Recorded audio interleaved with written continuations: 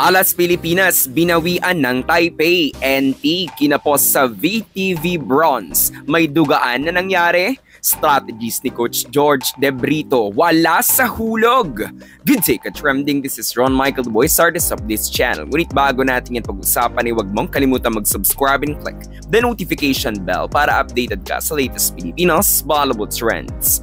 Nabigo ang Alas Pilipinas na kunin ang bronze medal ng 2025 VTV Cup matapos na walisin ng Chinese Taipei ang Philippines 25-17, 26-24 at 25-22.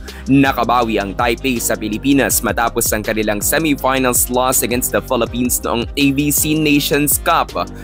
Noong ikatlong set ay mayroon pang crucial challenge ang pumabor sa Taipei, pero a win is a win para sa mga Chinese.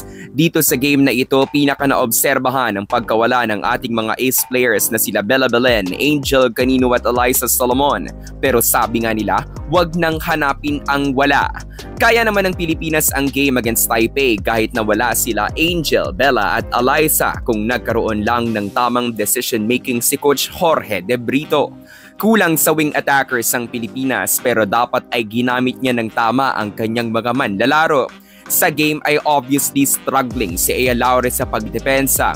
She has the power na bumabasag ng mga blocks pero bakit siya ay pinilit ni Coach Jorge to be an outside spiker?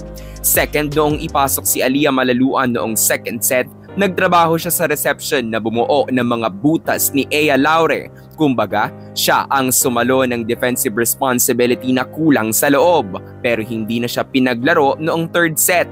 Ikatlo ay nag-init si Brooke Van Sickle pero biglang kinonvert as an opposite. As much as Coach George knows the strength of her players, kailangan aware din siya sa weaknesses ng kanyang mga manlalaro. Dapat sana ay pinag-isipan ng husto kung paano nila mapagtutulong-tulungang punan ang pwesto ng mga iniwan ng mga players na wala sa kanilang lineup. Mahirap na nga makapatay kontra Taipei pero hindi pa binalasa ng maayos ang players para manalo. Kaya naman ang Taipei ay nakabawi sa Pilipinas at sila ang nag-uwi ng bronze medal sa VTV Cup samantala ang Pilipinas ay magtatapos sa ika-4 na pwesto. Set 1, 4-0 start agad ang ginawa ng Taipei. Hindi maka-opensa ang last spikers dahil sa malalamyang receptions ng girls. Umakyat sa 7 puntos ang advantage ng Taipei kaya naman sa mid-part ay gumawa na ng double sub si Coach Jorge. Ipinasok din si Maddie Madayag para kay Del Palomata. Naibaba ng Alas ang lamang sa 5, subalit halos middle blockers lang ang gumagawa para sa Pilipinas. Ito ang sinamantala ng Chinese Taipei para itala ang kanilang biggest lead of the set at 8 points.